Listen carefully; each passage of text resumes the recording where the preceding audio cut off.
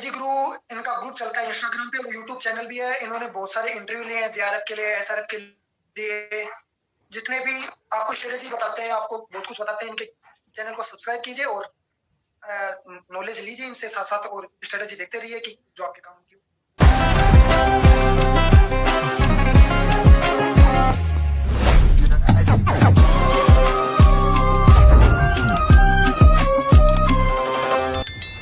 Hello दोस्तों, आप सबको स्वागत है आपके अपने एजुकेशन चैनल में। मैं अंकित कुमार, इस चैनल का होस्ट और आप सबका दोस्त। मैंने आप सबके लिए ऑल इंडिया के एग्रीकल्चर टॉपर्स के इंटरव्यू की सीरीज स्टार्ट की है, जिसमें मैं आपको लगातार जेआरएफ, एसआरएफ और एग्रीकल्चर सुपरवाइजर, एओ, डबल एओ या कोई भी any agriculture competitive exam selected student से आपको लगातार मिलवाता जा रहा हूँ। इसी सीरीज में आज हमारे साथ है मिस्टर अशोक जी गुजर। ये जयपुर के रहने वाले हैं और प्रेजेंट में आत्मा के अंदर डिप्टी डायरेक्टर के पद पर कार्यरत है। इनसे जानेंगे कि इन्होंने एग्रीकल्चर ऑफिसर का एग्ज़ाम किस तरह क्रैक किया, कौन सी बुक्स पढ़ी थी, क्या स्टडीज थी और आपको कौन सी गलतियां नहीं करनी चाहिए तैयारी के वक्त। पूरा ए टू जेड आपको इन्फॉर्मेशन इस वीडियो को देखने के बाद मिल जाएगी।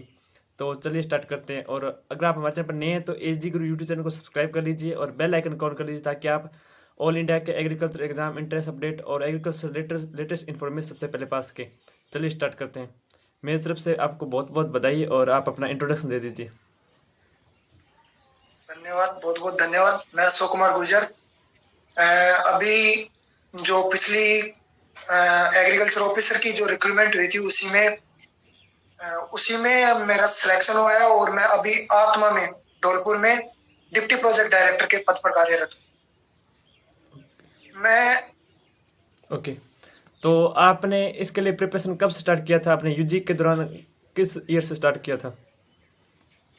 यानी कि स्टार्टिंग यानी फरवरी 2020 में सबसे पहले फॉर्म आए थे। उस टाइम हम फर्स्ट ईयर में ही थे, तो हमने फॉर्म तो लगा दिया था लेकिन तैयारी स्टार्ट नहीं की, क्योंकि उस टाइम फर्स्ट ईयर के फर्स्ट सेमेस्टर में ही थे हम लोग। लेकिन दोबारा सितंबर 2020 में दोबारा फॉर्म खुले लॉकडाउन के कारण और पोस्टें बढ़ी और दोबारा फॉर्म खुले। हम सेकंड सेमेस्टर के एग्जाम मतलब सेकंड सेमेस्टर में थे उस टाइम। तो हमने सोचा कि हाँ, अब अपने प्रिपरेशन कर सकते हैं, क्योंकि अपने फाइनल यानी कि अपीयरिंग में चले जाएंगे जब तक कि एग्जाम होगा, जब तक। फिर वो दोबारा उसके बाद भी करेक्शन के आए, उसमें 3/11 तक यानी 3 नवंबर तक का ऑप्शन था कि आप सेकेंड ईयर में प्रवेश कर चुके हो। हम सेकेंड ईयर में उस टाइम प्रवेश कर चुके थे। फिर उसके बाद यानी कि नवंबर के बाद हमने 3 या 4 महीने की तैयारी की थी। फरवरी में एग्जाम था 19 फरवरी का, तो 3-4 महीने वो प्रिपरेशन। ओके, तो आपने यूजी कहाँ से किया और पीजी कहाँ से कर रहे हैं? कहाँ से किया पीजी भी? मैंने यूजी किया है डीएवी कॉलेज अजमेर से और पीजी एमपीयूटी के आरसीए कॉलेज से प्लांट पैथोलॉजी से की। ओके, अब आप बता दीजिए आप कितना टाइम निकालते थे इस स्टडी को, कितने घंटे पढ़ते थे? यानी कि हमने तैयारी की थी उस टाइम, क्या कि ट्रायल लगी हुई थी हमारी पहले तो सर से परमिशन ली कि सर हम तैयारी करना चाहते हैं। फिर लाइब्रेरी स्टार्ट की। लाइब्रेरी हम जाते थे, मैं मेरा दोस्त अनिल कुमार शर्मा, तो दोनों साथ जाते थे। 7 बजे जाते थे, बीच में थोड़ी देर यानी 2 घंटे 3 घंटे के लिए खाना बनाना, खाना खाना और फिर शाम को 9 बजे लाइब्रेरी से आते। ओके, यानी 6 से 7-8 घंटे मान लो आप कंटिन्यू पढ़ाई जरूरी है उसमें। ओके, तो आपने कोई कोचिंग ज्वाइन की थी या सिर्फ सेल्फ स्टडी ही की थी? नहीं, सेल्फ स्टडी की थी। तो अगर कोई तैयारी करना चाहे तो सिर्फ सेल्फ स्टडी से क्रैक कर सकता है आसानी से, या कोई कोचिंग ज्वाइन करना जरूरी है? बिल्कुल सेल्फ स्टडी से क्रैक कर सकता है। इसके लिए जीके के लिए जैसे स्टार्टिंग होती है हमारे एग्रीकल्चर वालों को, क्या होती है जीके का बहुत कम नॉलेज होता है एग्रीकल्चर के बारे में, तो फिर भी वो सेल्फ स्टडी से क्रैक कर सकते हैं। लेकिन जीके के लिए आप वीडियोस देखें, किसी भी कोचिंग के सिलेक्ट कर ले टॉपिक वाइज और उनको देख ले। तो अब आप बता दीजिए इस एग्जाम के अंदर कौन से सब्जेक्ट रहते हैं और कौन से बुक्स आपने पढ़ी थी?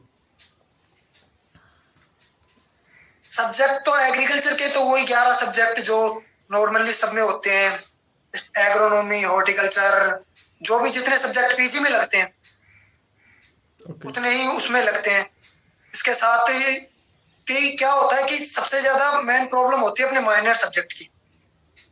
माइनर सब्जेक्ट को आप साथ में लेके चलेंगे तो और अच्छी बात है। बुक्स के लिए बुक्स के लिए एग्रीकल्चर की बुक्स पढ़ो, नेमरा सुंडा, वही अरुण कात्यान, सेम इससे ज्यादा वो बाहर नहीं जाता है। साथ में सोशल साइंस के लिए मैंने एक बुक पढ़ी थी, उसका नाम था विकास पावरिया की बुक है। ओके जीके के लिए लक्ष्य की बुक पढ़ी थी। ओके। तो ये दो ही सब्जेक्ट होते हैं क्या, जीके और एग्रीकल्चर? हाँ, जीके के 50 क्वेश्चन आते हैं और एग्रीकल्चर के 140 यानी 130 130 टोटल 180 क्वेश्चन होते हैं। ओके, हिंदी वगैरह नहीं होता कुछ? नहीं, एग्रीकल्चर ऑफिसर में हिंदी नहीं होती है। ओके। अब की बार ही हटाई है, पहले होती थी। तो जीके के लिए ऑब्जेक्टिव बुक कौन सी पढ़े फिर? ऑब्जेक्टिव तो आप किसी बुक में देखना चाहो तो सिकवाल की एक बुक आती है, राशन मानचित्रावली। उसमें कम हाँ वो यानी 11,011 कुछ ऐसे क्वेश्चन होते हैं। वो वाली बुक आप ऑब्जेक्टिव पढ़ सकते हैं। और साथ में मूमल और जो वार्षिक रिव्यू होता है ना, वो आप लास्ट में जाते टाइम जरूर देखें, 2 या 3 दिन, उसमें से अच्छे क्वेश्चन बनते हैं लास्ट में। ओके। क्योंकि किताबों से रिलेटेड बहुत कंफ्यूज रहता है कि कौन से पढ़ें, इसलिए पूछ रहा था मैं आपको। हाँ, किताबों के से रिलेटेड जीके, मेनली जीके का ही प्रॉब्लम होता है। एग्रीकल्चर में आप जो किताबें पढ़ते आ रहे हैं वही पढ़े, क्योंकि वो वहीं से आने वाला है। जितना भी मैटर है आरपीएससी का वहीं से आने वाला है। साथ में पेपर देख लें आप, पेपर से पता चल जाएगा कि आरपीएससी कितना लेवल रखती है, कहां तक रखती है। ओके। तो इसके ओल्ड पेपर कौन सी बुक के अंदर दिए होते हैं या आप या साइट में मिल जाते हैं ओल्ड पेपर? साइट पे आप old paper, previous year paper के नाम से वो उन्होंने डाल रखे हैं, तो वहां से आप डाउनलोड कर सकते हैं। साथ ही आंसर की भी वहीं पे मिल जाती है आपको। ओके, बहुत बढ़िया। तो आप बताइए, आपने हैंड रिटन नोट्स तैयार किए थे या सिर्फ बुक से ही पढ़े थे?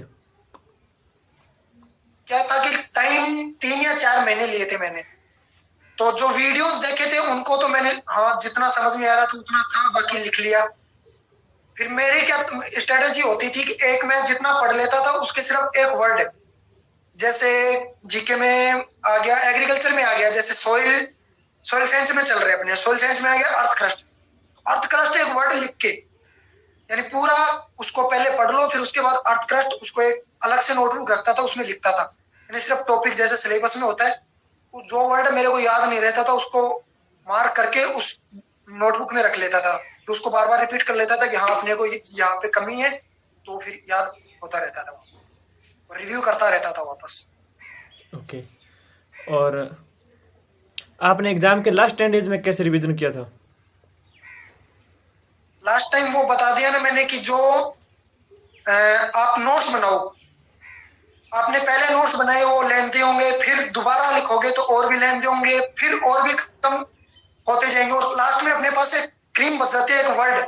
उस वर्ड से अपने पूरा वापस ला सकते हैं अपने क्या पढ़ा है। वो चीज मैं लिख के रखता था और लास्ट में उसी वर्ड को देख लेता था। जहां पे भी मैं चूकता था मैं वापस नोटबुक में जाता था अपने नोट्स की में, और वहां से खोल के देख सकता था कि हाँ आपने यहाँ पे चूके हैं, उसको दोबारा पढ़ लेता था। ओके।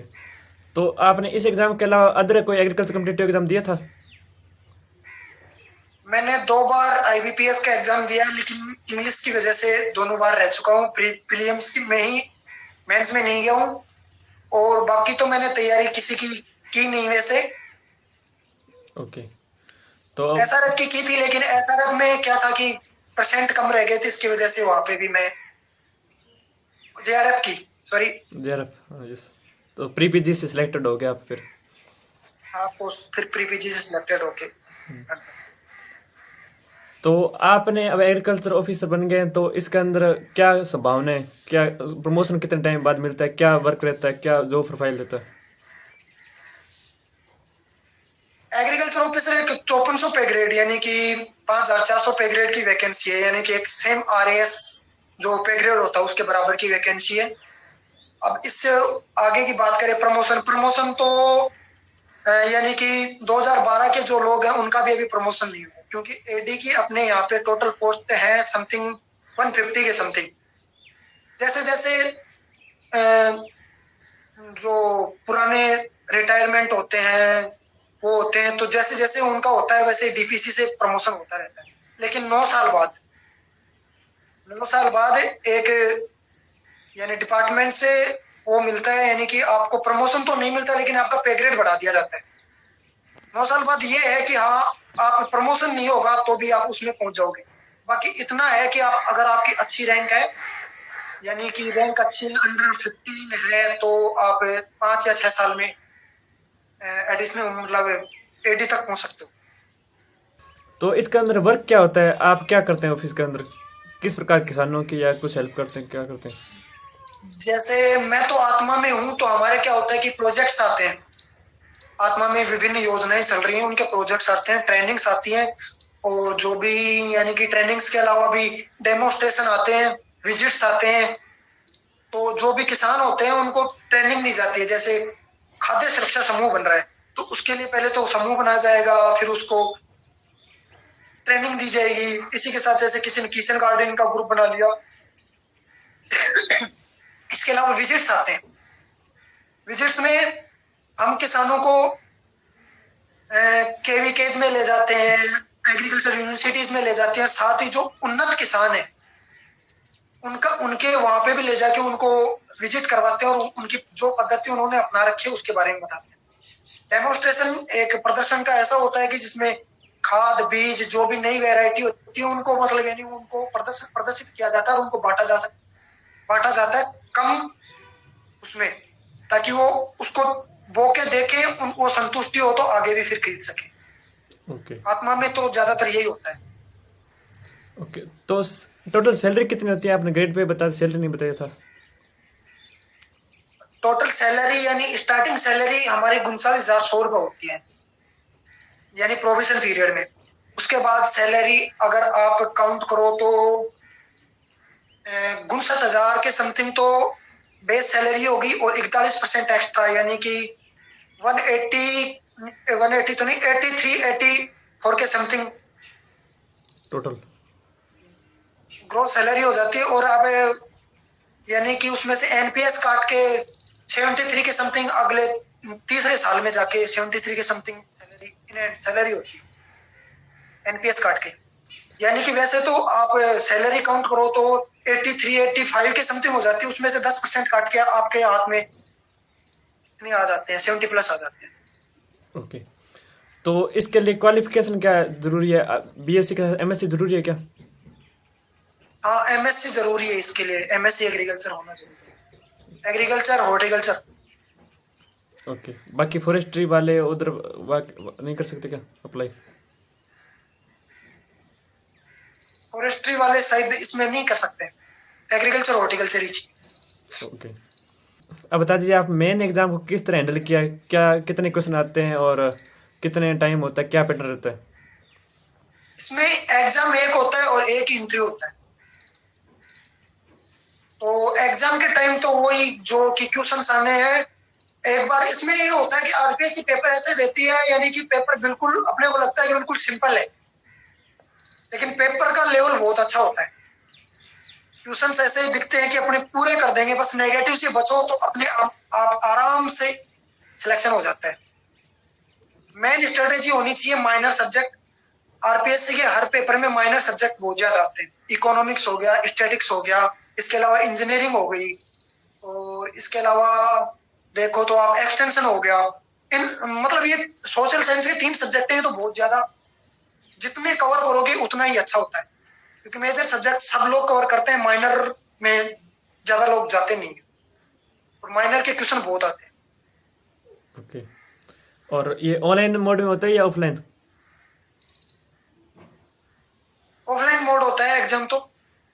ओके, और उसके बाद इंटरव्यू का क्या सिस्टम रहता है, कितने मार्क्स का होता है? और उसके बाद उसके बाद आता है इंटरव्यू। इंटरव्यू हमारे टाइम 40% था, यानी एग्जाम 40%, यानी 180 क्वेश्चन, उनमें जितने भी क्वेश्चन बने उनके नंबर 40% के अकॉर्डिंग काउंटिंग हो गई। वेटेज उसका? फिर 20% होता था एकेडमिक मार्क। एकेडमिक मार्क में होता है, आजकल क्या कर दिया, पहले तो था कि 60 से 75 के बीच में होता तो उसको 4 नंबर मिलते थे, और 75 वो होता उसको 5 नंबर मिलते थे। लेकिन आजकल क्या हो गया कि जो 60 के अबव है उनको सबको 5 नंबर मिलेंगे, और उससे नीचे हैं उनको 4 नंबर मिलेंगे। ये एकेडमिक मार्क है। 10th के मार्क्स जुड़ते हैं, 12th के जुड़ते हैं, बीएससी के जुड़ते हैं और एमएससी के जुड़ते हैं। 5-5 मार्क्स। ओके। ठीक है। फिर उसके बाद आते हैं इंटरव्यू। इंटरव्यू 40% का होता है टोटल, यानी कि 60% ये होगा, 40% तो पेपर हो गया, 20% एकेडमिक मार्क और 40% का इंटरव्यू। ओके। तो इंटरव्यू किस प्रकार होता है, किस प्रकार के क्वेश्चन पूछे जाते हैं, क्या होता है सिस्टम? इंटरव्यू आपके मेनली तो इसमें इतना ऐसा नहीं पूछा जाता, बस आपके पास कॉन्फिडेंस है तो इंटरव्यू आराम से आप क्रैक कर सकते हो। यानी कि आपके अपने क्षेत्र का नॉलेज अच्छा होना चाहिए, क्षेत्र में कैसी फसलें होती हैं, क्या होता है, और आप जिस सब्जेक्ट से हो, सब्जेक्ट के थोड़े से क्वेश्चन पूछे जाते हैं अच्छे वाले, तो सब्जेक्ट का थोड़ा अच्छा नॉलेज होना चाहिए, बाकी तो नॉर्मल क्वेश्चन किए जाते हैं। ओके। जैसे मैं हूं तो मैं विराटनगर से हूँ, तो मेरे को विराटनगर से संबंधित क्वेश्चन अच्छे पूछे गए थे, जीके से संबंधित पूछे गए थे। यानी कम से कम 15 मिनट का इंटरव्यू था, उसमें से 7-8 मिनट मेरे जीके से क्वेश्चन आ गए थे, क्योंकि मैं विराटनगर हूँ। बैराट एक अच्छी सभ्यता और वहां से क्वेश्चन बन सकते, तो वहां से ही क्वेश्चन कर लिए गए थे। ओके। तो उनको पता है आप एग्रीकल्चर स्टूडेंट है, तो आपको जीके में फंसाने की कोशिश करेंगे वो आपको? ऐसा कुछ नहीं है, फंसाने की कोई जरूरत नहीं होती। इंटरव्यू का मेन मोटो ये होता है कि आप जहां इंटरव्यू ले जाते हैं, इंटरव्यू वहीं पे जाता है। उन्होंने मेरे से स्टार्टिंग क्वेश्चन ये किया था कि आप कहाँ से हो, मतलब यानी 10th क्लास कहाँ से, तो मैंने बता दिया कि मैं विराटनगर, जिसे बैराट भी कहते हैं। मैं चाहता था कि बैराट से क्वेश्चन हो, ओके। तो अच्छे क्वेश्चन हुए और मेरा अच्छा हुआ। तो इंटरव्यू तो आप जहां ले जाओगे वहीं पे जाएगा। ओके। आपको पहला क्वेश्चन ही अच्छे से हैंडल करना है। जब आप पहला क्वेश्चन अच्छे से हैंडल कर लोगे, फिर वो क्वेश्चन वहीं से बनते जाएंगे, आगे से आगे चेन बनती जाएगी। आप जहां ले जाना चाहोगे वो वहीं पे जाएंगे। ओके। ये हिंदी लैंग्वेज में होता है, इंग्लिश या बोथ, दोनों में? आप जिस लैंग्वेज में देना चाहो, हिंदी में अच्छा, इंग्लिश में देना चाहो तो इंग्लिश में भी। ओके। तो आपने खुद को मोटिवेट कैसे रखा है इस एग्जाम के प्रिपरेशन के टाइम? इंटरव्यू के लिए, एग्जाम के लिए?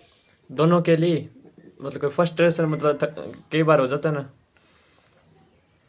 हाँ बिल्कुल, बिल्कुल होता है, हर किसी के लिए होता है। हमारे लिए मोटिवेट तो क्या था कि मैंने पहले भी बताया कि जैसे स्टार्टिंग हुई फरवरी 2020 में, तब हम एलिजिबल नहीं थे। फॉर्म भर दिया लेकिन एलिजिबल नहीं थे, और हम पढ़ाई भी स्टार्ट नहीं की थी कि हम हाँ एओ की तैयारी कर लेंगे। ठीक है। तो दोबारा फॉर्म खुले तो हाँ थोड़ी सी आशा जागी कि हाँ अपने इसमें फॉर्म भर रहे हैं, अपने एलिजिबल हैं, तो अपने इसमें तैयारी, अपने को तैयारी करना चाहिए। मोटिवेट रखने के लिए सीधी यही बात है कि आप खुद को, आप उस पोस्ट में रखना चाहते हो, सोच लिया तो हो जाता है। हमने यही सोचा था कि हम पहले सोचा था कि नहीं होगा, अपने एलिजिबल ही नहीं है तो क्यों तैयारी करें। लेकिन जब एक चिंगारी चली कि हाँ अगस्त में फॉर्म खुल रहे हैं, अपने एलिजिबल हो चुके हैं, मैं भी तैयारी करनी चाहिए, अपना हो जाए। और हमारे तो एमएससी भी थी, ट्रायल भी थी, सब कुछ था साथ में, लेकिन फिर भी हाँ कि अपना हो जाएगा, तैयारी की और हो गया।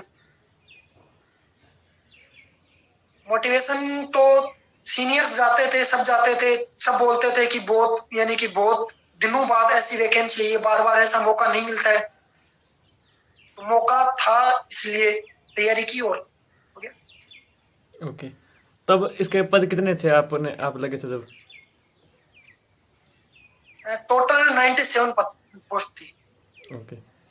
और अब की बार आगे भी आने वाली है, आरपीसी के कैलेंडर में उसने बताया हुआ है? कैलेंडर में डाला हुआ है कि हाँ एग्रीकल्चर ऑफिसर की वैकेंसी जाएंगी, आनी चाहिए, पर इतनी नहीं आएंगी जितनी इस बार आई है। ओके। तो अब आपका फ्यूचर प्लान क्या है? आप कुछ एक्स्ट्रा स्टडी कर रहे हैं या कुछ एग्जाम की प्रिपरेशन? फ्यूचर प्लान तो अभी देखो, एक्स्ट्रा तो मैं कुछ करना नहीं चाहता, बाकी यही है कि मोटो अभी जो प्रमोशन है वो होंगे, और बाकी अपने स्टडी है तो स्टडी तो चालू रहती है हमेशा। यहाँ पे भी आप काम करोगे तो भी स्टडी होती रहेगी। काम करने के लिए किसान आएंगे, सब कुछ आएंगे। ऐसे है नहीं आप पढ़ के आए हो तो हमेशा याद रहता है। चीजें नई नई बदलती रहती हैं, उनको पढ़ना पड़ेगा, किसानों को बताने के लिए पढ़ना पड़ेगा, ट्रेनिंग के लिए पढ़ना पड़ेगा, हर किसी के लिए पढ़ना तो पड़ेगा। ओके। तो पढ़ाई तो है, लेकिन आगे कोई ऐसे तो है नहीं कि मैं आगे ऊपर अपर पोस्ट के लिए तैयारी कर सकते हैं। इससे ऊपर एग्जाम होते नहीं है अपने राजस्थान में। तो बच्ची है यूपीएससी, तो यूपीएससी की मैं तैयारी नहीं करना चाहता। ओके। तो इसके अंदर आपका क्या टाइम रहता है, कितने घंटे का जॉब वर्क होता है ये? यहाँ सुबह 9:30 से 6 बजे के बीच में जॉब का टाइम है, और सैटरडे और संडे छुट्टी होती है, और जो रात की छुट्टी होती है वो होती है। ओके। तो ये इसके अलावा प्रोबेशन पीरियड में आपको 15 सीएल मिलती है, और 15 सीएल मिलती है दोनों साल में। इसके अलावा कोई भी छुट्टियां नहीं मिलती तो इसमें ज़्यादा फील्ड साल में। इसमें ज़्यादा फील्ड वर्क का काम होता है या ऑफिस का वर्क होता है? ज़्यादा क्या करना होता है आपको? ऑफिस वर्क ज्यादा होता है, फील्ड वर्क कम होता है। फील्ड वर्क तो फील्ड वर्क में ज्यादातर होते हैं एओ, एओ यानी डबल एओ और सुपरवाइजर। ओके। ऑफिस वर्क ही होता है, मेनली ऑफिस वर्क ही होता है। इसके अलावा जैसे एओ पीपी का एओ ट्रेनिंग है, एओ ट्रेनिंग है तो उसको फील्ड में जाना ही पड़ेगा, क्योंकि ट्रेनिंग वो ही करवाएंगे। इसके अलावा एओपीपी है तो जो पेस्टिसाइड उनकी दुकानें, उनका नियंत्रण उनके हाथों में होता है। जैसे मैं आत्मा में हूं तो मेरे को ट्रेनिंग विजिट्स हैं, ये इनकी ऑर्डर निकालना है, मेरे को पता करना है कि डिप्टी डायरेक्टर का यही कार्य होता है कि साइंटिस्ट से, जो भी साइंटिस्ट है उनको कन्वे करना है कि हमारे ये है तो आप इसमें भाग लो और वो करो उनके लिए। बस ये इतने काम होते हैं हमारे। बाकी ऑफिस वर्क ही होता है, ओके। फील्ड वर्क कम होता है बिल्कुल। तो आपने मेरे सभी सवालों का बहुत अच्छी तरह जवाब दिया। फिर भी अगर कुछ रह गया जो अब एओ की तैयारी करेंगे जूनियर्स आपके, तो उनके लिए कोई ज़रूरी हो इम्पोर्टेंट थिंग तो आप बता दीजिए। अभी एओ का कोई नोटिफिकेशन तो आया नहीं है, लेकिन फिर भी आप अगर डब्ल्यूओ की तैयारी कर रहे हो, डब्ल्यूओ का नोटिफिकेशन आया हुआ है, अगर आप डब्ल्यूओ की तैयारी कर रहे हो तो आप उसमें थोड़ा सा एडिशनल पढ़ें, लेवल थोड़ा सा ऊपर ले लें, उससे आपकी एओ की तैयारी हो जाएगी। दोनों सेम सिलेबस, सेम से ही सिलेबस है, थोड़ा बहुत अंतर है ओके। तो आप का देखें। और बाकी तो उसका लेवल थोड़ा सा अपर ले लें, बुक्स रेफरेंस थोड़ा सा ऊपर लें तो ठीक है। वही नॉर्मल क्वेश्चन होंगे, बस थोड़ा सा लेवल ऊपर आ जाएगा, वही क्वेश्चन उन्हीं किताबों से आएंगे। तो आप थोड़ा सा बताइए कि बीएससी करने के बाद स्टूडेंट्स को कंफ्यूजन रहता है कि एमएससी करें या जॉब्स के अंदर जाएं, प्राइवेट जॉब या गवर्नमेंट जॉब। आपके अनुसार क्या बेटर रहता है, जॉब एमएससी करना या प्राइवेट जॉब, गवर्नमेंट जॉब या अदर कम्पिटिटिव एग्जाम? देखिए, एग्रीकल्चर सेक्टर में जितने भी स्टूडेंट हैं वो मेनली आते हैं अपने गांव के क्षेत्रों से। सबकी इकोनॉमी बराबर होती नहीं है। जिनकी इकोनॉमी अच्छी है, पढ़ने वाला है और चाहता है कि मैं, वो अपना टारगेट होता है, हर किसी का होता है कि मैं क्या करना चाहता हूँ। क्या अभी कंफ्यूजन में लोग रहते हैं कि बीएससी कर ली, सुपरवाइजर की तैयारी कर रहे हैं, फिर क्या होता है कि एमएससी करे ना करे। अगर आपका एमएससी में हो रहा है, उधर सुपरवाइजर में हो रहा है, तो आप एमएससी को प्रिपेयर करो, कोई दिक्कत नहीं है, क्योंकि उसके साथ एक्सटेंशन भी मिल जाता है, जॉब भी साथ में होती है। ऐसा कुछ नहीं होता कि आप एमएससी, जो अपना क्लास वर्क होता है क्लास वर्क करो, उसके बाद ट्रायल और वो होती रहती है, सिनॉप्सिस सबमिट करो, उसके बाद एक्सटेंशन ले लो आप, इतना हो जाता है। एमएससी करनी चाहिए, और अभी तो बहुत अपॉर्चुनिटी है एमएससी की। एमएससी करो, उसके बाद बीएड करो, अपने फर्स्ट ग्रेड की वैकेंसियां भी पिछले बार भी बैकलॉग गई थी, अब की बार भी बैकलॉग जाएंगे अगर आप अपने पास बीएड नहीं है, एमएससी नहीं है तो। एमएससी कोई वो नहीं है कि आप एमएससी करो ही नहीं। हाँ, अगर आपकी जॉब लग रही है, बैंक में लग गए, सुपरवाइजर लग गए, कर लेनी चाहिए एमएससी।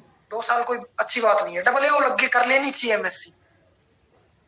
लेवल जितना अच्छा रहेगा अच्छी बात है, प्रमोशन अच्छे होंगे, सब कुछ फायदा मिलता है उनसे, रेपो बढ़ती है एमएससी से। ओके। तो मान लीजिए एग्रीकल्चर लग गया वो बंदा, तो वो साथ में एमएससी भी कर सकता है क्या रेगुलर, या कैसे हो सकता है कि साथ में एमएससी? कोई सुपरवाइजर, एग्रीकल्चर सुपरवाइजर लग गया, उसका एमएससी में सिलेक्शन हो रखा है, या तो वो उसी दिन से अपने कॉलेज से क्या होता है कि एक्सटेंशन ले लेते हैं, सेमेस्टर विड्रॉ कर लेते हैं, यानी मैं अगले साल करूंगा, ठीक है, या तो ये कर लो। अगर किसी की 1 साल की जॉब हो गई, 1 साल की जॉब हो गई और 1 साल की एमएससी हो गई, मतलब यानी 1 साल की एमएससी होगी फिर जॉब लग गया, तो उसको 6 महीने का एक्सटेंशन ले लेना चाहिए। 6 महीने का एक्सटेंशन डिपार्टमेंट से ले लो कि मैं 6 महीने में मेरा क्लास वर्क समाप्त हो जाएगा, फिर उसके बाद आप डिग्री के 6 महीने और बचते हैं, उसमें आप थीसिस आप कहीं से भी लिख सकते हो। ट्रायल कंप्लीट होनी चाहिए, सिनॉप्सिस कंप्लीट होनी चाहिए। एग्रीकल्चर एजी गुरु, इनका ग्रुप चलता है इंस्टाग्राम पे और यूट्यूब चैनल भी है। इन्होंने बहुत सारे इंटरव्यू लिए हैं जेआरएफ के लिए, एसआरएफ के लिए, जितने भी आपको स्ट्रेटेजी बताते हैं, आपको बहुत कुछ बताते हैं। इनके चैनल को सब्सक्राइब कीजिए और नॉलेज लीजिए इनसे साथ साथ, और स्ट्रेटेजी देखते रहिए कि जो आपके काम की हो। ओके, तो आपका बहुत बहुत धन्यवाद, आपने अपना कीमती समय निकाल कर हमें इंटरव्यू दिया। धन्यवाद।